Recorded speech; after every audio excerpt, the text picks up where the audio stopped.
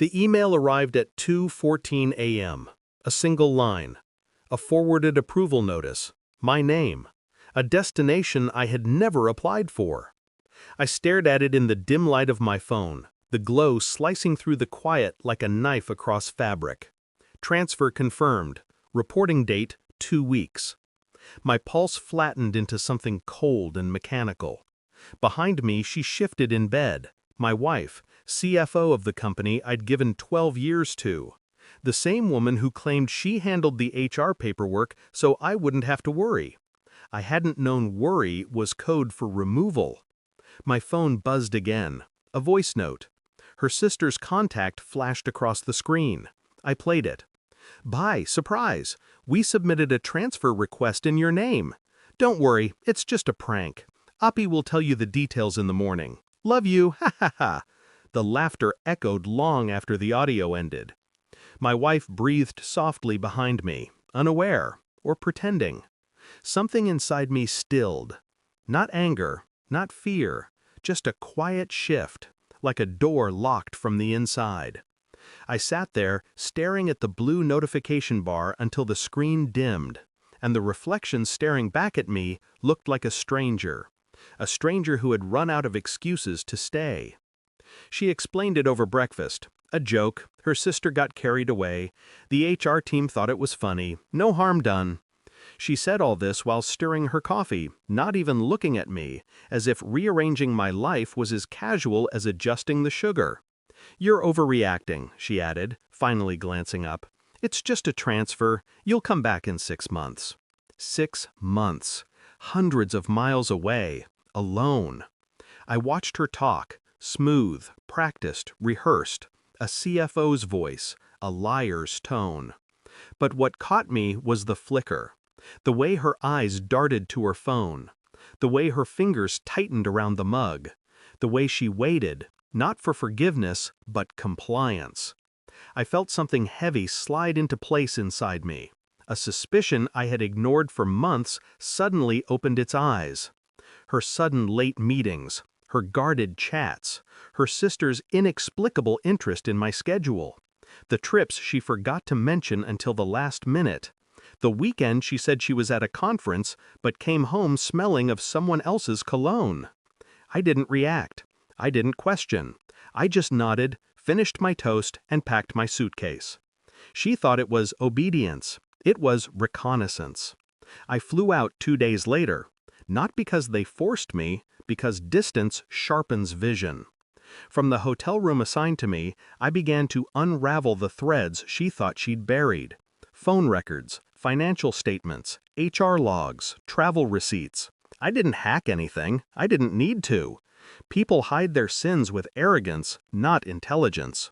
Her conference hotel had booked 2 guests. Her corporate card had paid for a dinner with 1 entree she would never eat. Her sister's phone was registered as a secondary emergency contact on her expense profile. It was all there, sloppy, obvious. Still, I remained silent. I messaged her politely, sent photos of my new office, listened to her complain about all the housework she had to do alone, watched her affection shrink into impatience, irritation, then absence. Distance didn't only reveal truth, it amplified it. One night I called my son to check on him. His wife answered. "Thanksgiving plans, Dad? If you want to come, you're washing the dishes," she shouted playfully. I smiled into the dark. "Enjoy," I said, and ended the call. They had no idea. No one did. By the next morning, the results I'd quietly ordered, financial verifications, travel logs, and a digital forensic sweep, arrived in a neat, cold PDF. And there it was, the truth. I flew home without warning. She was in the kitchen when I arrived, shocked, annoyed, caught off guard. "You should have told me you were coming. The house is a mess." I placed the printed report on the table. She frowned, flipped through it.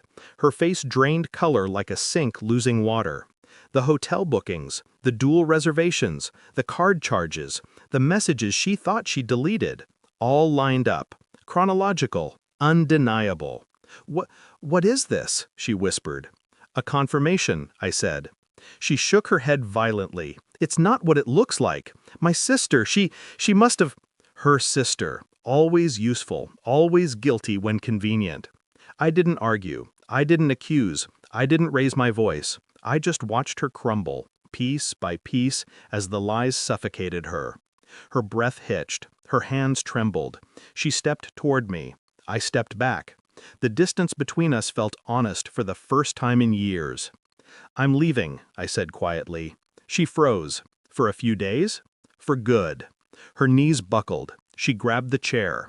"You can't, please, we can fix this. I'll cut her off. I'll explain everything. Just tell me what you want." I wanted nothing. Wanting had kept me chained to a woman who treated loyalty like furniture, useful, replaceable, silent. Instead, I opened my phone and placed it on the counter. Photos filled the screen. The villa in Switzerland, the one I bought the week after discovering her betrayal, the one she knew nothing about. Her voice cracked. "Whose place is that?" "Mine." Her eyes widened with a desperate, pathetic mix of disbelief and greed. "You bought it without telling me?" "You were busy," I said. "With someone else." Her mouth trembled. My phone buzzed. 71 missed calls in the last hour. Her sister, her son's wife, extended family, all reacting to the photos I'd already sent to the family group chat. My new address, my new life, my complete absence from theirs. I picked up my suitcase. Her voice fractured into a sob. "Please, don't leave me." I didn't look back. The plane lifted off the runway, the city shrinking beneath me, her chaos dissolving into distance. For the first time in years, my mind was silent. No blame, no anger, no grief. Just clarity. Betrayal doesn't break you. It frees you. It removes the last illusion holding you in place. She thought she pushed me away. She didn't. She opened the door, and I walked through it. The clouds swallowed the view below, and with it, the last trace of the life I left behind. I didn't check my phone. I didn't need to. Some calls aren't meant to be answered. Some people aren't meant to be followed. And some stories end quietly, exactly where they should.